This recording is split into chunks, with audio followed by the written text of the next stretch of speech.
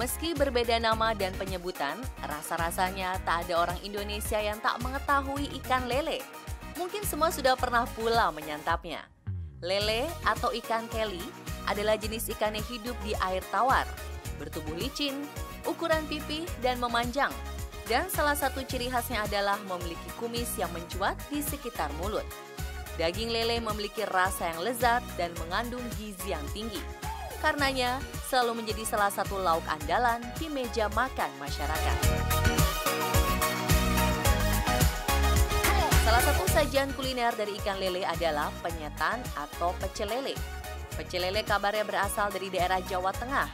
Tetapi tak sedikit pula yang mengklaim bahwa hidangan yang banyak tersebar di jalanan ibu kota itu berasal dari Kabupaten Lamongan, Jawa Timur. Namun, kontradiksinya, penduduk asli Lamongan justru berpantang makan daging lele.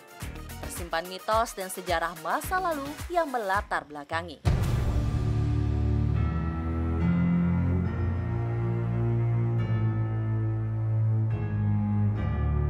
Awal sebab pantangan ini bersumber dari hikayat di masa lalu.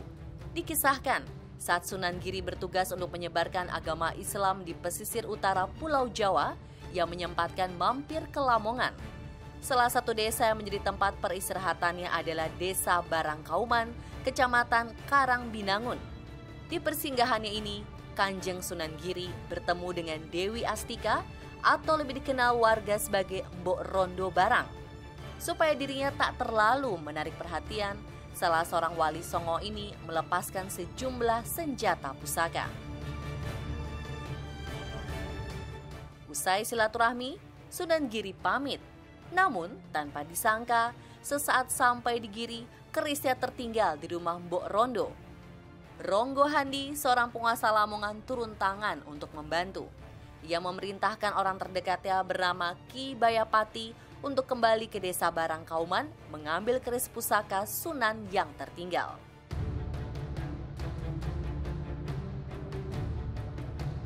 Bukan perkara sulit bagi Ki Bayapati yang terkenal sakti untuk menemukan keris tersebut. Namun sesuatu yang tak disangka terjadi. Sesaat senjata pusaka itu akan diambil, seketika itu pula Mbok Rondo yang kaget dan mengira ada pencuri berteriak.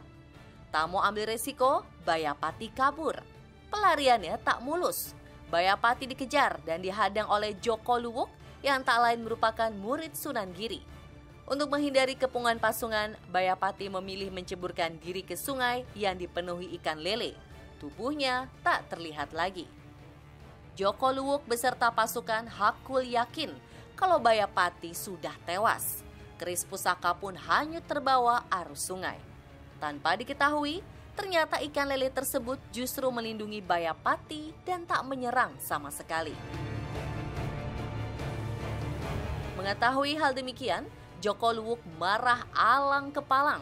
Seketika itu juga ia bersumpah tak akan makan ikan lele seumur hidupnya. Sumpah itu disampaikan pula kepada semua keturunannya. Berdasarkan mitos inilah, masyarakat Lamongan pantangan mengkonsumsi ikan lele.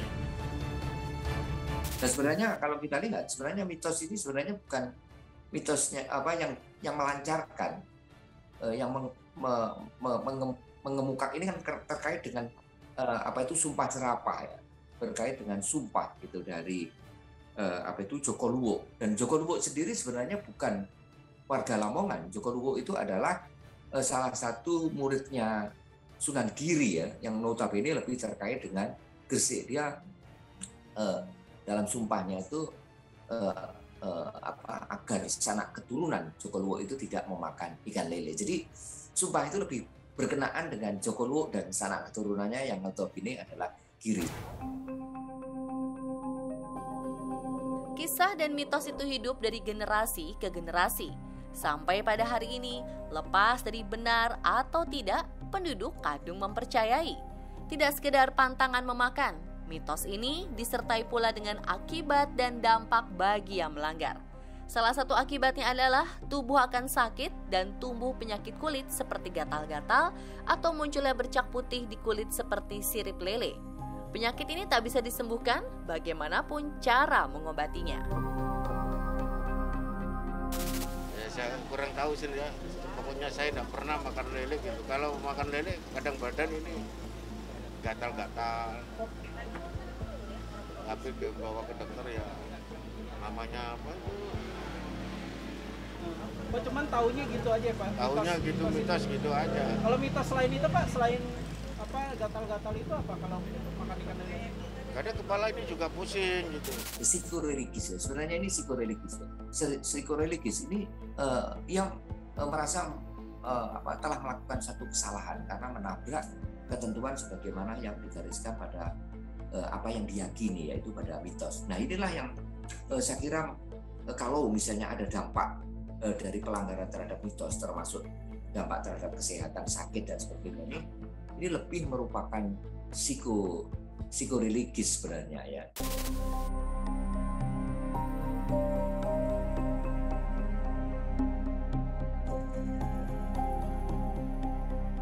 Tidak saja bersumber dari mitos terkait Sumpah Joko Luwuk, pantangan makan lele juga erat kaitannya dengan sejarah otentik usai ditemukannya prasasti Jayanegara I atau prasasti Walambangan di sekitar Lamongan. Salah satu isi prasasti menulis adanya pemujaan kepada Hyang Iwak atau ikan sakti yang dilakukan masyarakat Lamongan kuno. Penghormatan kepada Hyang Iwak diduga karena penghidupan penduduk Lamongan pada zaman dulu bergantung pada sungai, tambak, serta rawa. Salah satu ikan sakti yang dimaksud diterjemahkan sebagai ikan lele. Semenjak itulah warga Lamongan berpantang makan lele saking keramatnya.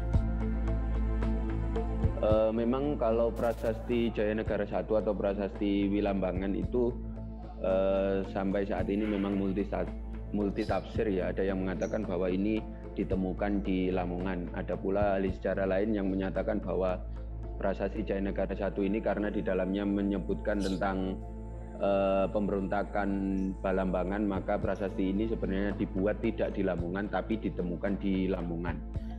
Di dalamnya salah satunya menceritakan atau berisi tentang Hyang Iwak atau ikan yang dipuja oleh masyarakat sekitar. Penemuan prasasti ini di tahun abad 13 pada saat Jayanegara.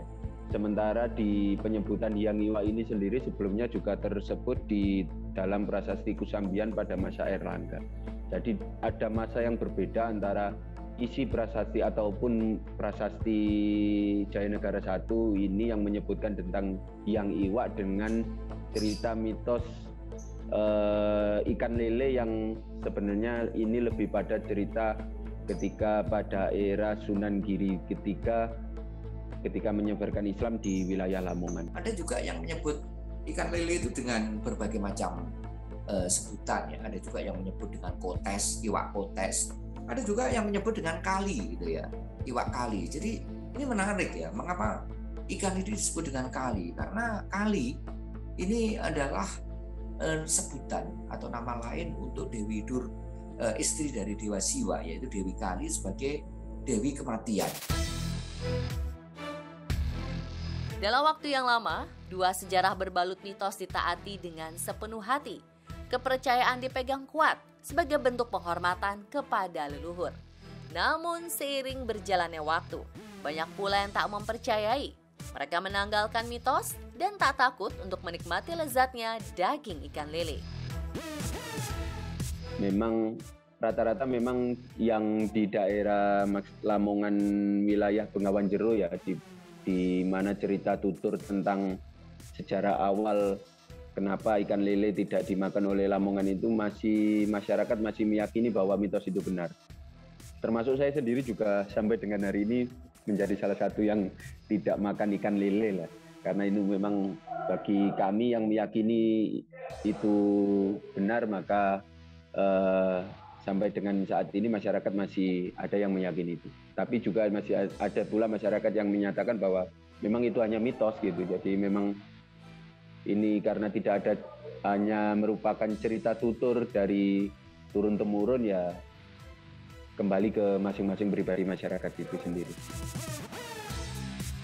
Mitos hanya semacam kearifan lokal yang bersumber dari cerita rakyat. Sejarah ditulis karena adanya bukti dan jejak di masa lalu. Masyarakat Lamongan menerima keduanya karena sikap juga terbelah. Ada yang percaya serta takut terkena sumpah, ada pula yang tak mempedulikan dan terus saja memakan daging ikan berkumis itu sampai kini.